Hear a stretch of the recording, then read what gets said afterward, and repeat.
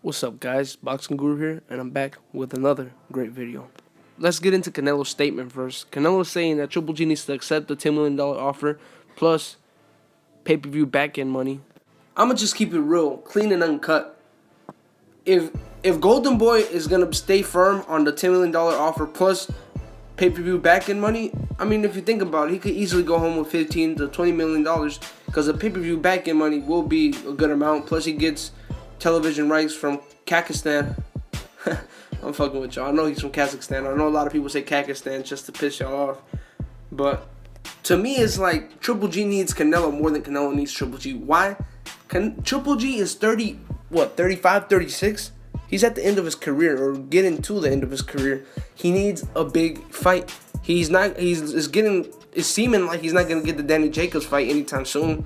You know, they're being complicated in negotiations, both of the teams, to be honest. Because, I mean, what does it take for Triple G just to give him 40 or 35%, you know? I mean, if it's going to take that to make the fight, then do that. I mean, you're going to get a good fight under your belt, and it's going to prove that you're not just this hype job. I mean, I don't think you're a hype job, Triple G. I know you're a decent fighter, but I question your confidence sometimes, because if I was in your shoes, I'd be willing to do whatever it takes to get these names and get these fights. I mean, you said it yourself. You're not a businessman, right? So get these fights and solidify your fucking legacy. You feel me? Beat Canelo the fuck up like you say you will. You say you will knock him out in 8 rounds. So what's the big deal? You can't knock him out in 8 rounds for $10 million plus back-end money? I mean, that's easily $15 million, like I said. So you can't knock a guy out that you're confident you can knock out. And he's moving up to 160, so the weight's not even a problem anymore. You get the weight advantage. It's going to be at 160. You know, you beat him. Plus you give $15 to $20 million. Not only that, you get pay-per-view exposure. And I'm not talking about a minuscule $150,000 buys with a David Lemieux in American ground. I'm talking about a mega fight. I'm talking about a mega fight on American soil, on American pay-per-view TV, that will give you American pay-per-view exposure. You know, not that $500,000 buys in England with a smaller fighter in Kell Brook, that it was sold at 21 American dollars. So it really should have done way more than 500,000 buys, and your HBO views should have been way more than 800 views. Like, it's ridiculous, man. You're making yourself seem like you're a big star when you're really just a known fighter. You're a name, that's all, that doesn't sell on pay-per-view. Let's face facts, guys. Triple G does not sell on pay-per-view. Triple G fought David Lemieux, a much more known fighter than Liam Smith, and Canelo still managed to do more pay-per-views with an unknown fighter on American soil with a higher price on the pay-per-view.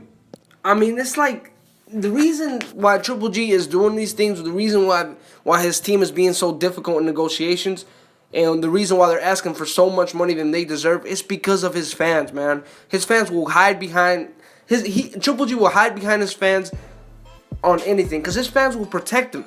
They'll protect him with a knife in the hand and a pin in the other hand. They'll die for Triple G. They'll literally die for Triple G. Anything he says, anything he does, any contradiction he does, they back him up, they defend him, done deal. You know, he can never contradict themselves in the eyes of Triple G fans. It's ridiculous, man.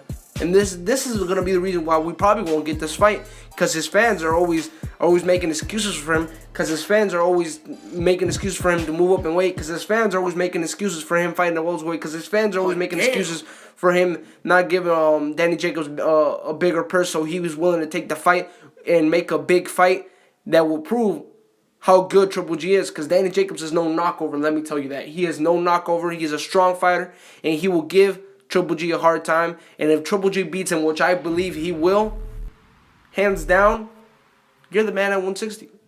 No ifs, ands, or buts about it.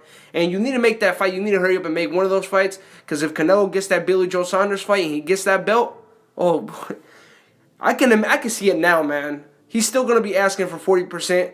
And his fans are still going to defend him. Oh, Canelo only has one belt. You know, Triple G, he sold $500,000, 500,000 pay-per-views in England with Kell Brook. Like, oh, this, all that. Always defending him. Always defending him. No matter what, I'm going to always defend Triple G, because I love Triple G and I ride the fuck out of his dick. That's how y'all think. That's how y'all think, right? Oh, hell no. So, I mean, it's like, when is it going to stop, man? What is it going to take for you Triple G fans to see the real and admit, damn, man, maybe Triple G isn't doing enough. Maybe he's not doing enough to get these fights. Maybe he's not doing enough to prove to us that he is what they sell him to be. A fucking machine. A fucking guy who knocks everybody the fuck out, right? That's what they sell him to be, right? He knocks everybody the fuck out. Nah. But boxing fans know the truth. Boxing fans know that he only knocks people out whenever he has an advantage in skill, an advantage in weight, an advantage in power, an advantage in total in class. You know, David Lemieux, he's a good fighter. He's a B-level fighter, though. He's not in Triple G's level. I mean, look at the kind of performance he just did the other weekend against Fabian. I don't even know his fucking name, man. I'm not gonna say he's a bum because he did have a couple fights, but he's not. He's not on. He wasn't supposed to be on David Lemieux's level. He was supposed to be just a little tune-up fight. They didn't even fight at a 160-pound weight. They fought at a catch weight because it was just kind of a fight, just to fight. Because David Lemieux wasn't even, prepared. He wasn't even gonna take that shit seriously. And look what the fuck happened. He barely won that fight. The other guy was literally rocking his fucking shit. Like, it was ridiculous, man. It was a competitive fight. It wasn't even supposed to be a competitive fight. David Lemieux should have knocked him the fuck out in less than 5 rounds. It's stupid, man. And that just shows what kind of level David Lemieux is really on. That just shows what type of fighter he really is. He's already been knocked out before by a guy Triple G already knocked out, by a guy Triple G already made his bitch. Rubio was Triple G's bitch, really. He got hit like with a strong fucking coconut punch on top of his fucking head. Like that. How the fuck do you get knocked out by getting hit on top of the fucking head? Like, that's supposed to be a fucking helmet. Like, the only thing that can fucking hurt you is if you get hit by a fucking bat. Man, that just fucking shows how weak fucking Rubio is, really. I mean, don't get me wrong, Triple G does hit hard, but what kind of fucking fighter gets knocked out by a punch on top of the fucking head, man? What kind of fighter are you? I'll tell you what kind of fighter he was. He was a scared fighter, man. Really, I don't even think that shit fucking hurt him that much. I think he was just scared that he was outclassed and this guy was on a much more bigger level than him, that he just decided to lay down. I mean, fuck it, I'm not going to win this fight. I got hit with a good shot. Might have stunned me a little bit. I'm going to just fall like a little bitch. That's what Rubio did. I'm going to just fall like a little bitch. I'm a little bitch, right? Man, I mean, don't get me wrong, guys. I respect anybody who gets there in the ring, because it takes balls to lace the motherfucking gloves up. I know from personal experience. I'm a fighter. I've been boxing for 4 years. I have amateur experience. It's not easy. What them guys do at that level is definitely not easy. So I understand. Triple G, he's a menace at 160. He's a menace to bums, though. He's a menace to B-level fighters. I'm not saying he can't beat these A-level fighters, some of these elite fighters. He probably could. I just want to see that shit. You're making me feel like you're not what they sell you to be, because you're not fighting these guys. For some fucking reason, these fights aren't fucking happening. And it's always about the fucking money. For some reason, it's always about the fucking money. Even though you're not a businessman, right? I'm not a businessman. Canelo's businessman. I'm a fighter. How the fuck are, man, oh my god, man. I can't believe the fucking stupidity in these fucking Triple G fans. And it's like, his fans really make me dislike Triple G. It's not even Triple G himself. Triple G's a stand-up guy. He's a fighter. He does what he does. He does his job, and that's it. It's his fans, really. That's it. And until you motherfuckers stop acting like his fucking groupie, then we'll start getting these fights. I'm done. Boxing Guru, please subscribe.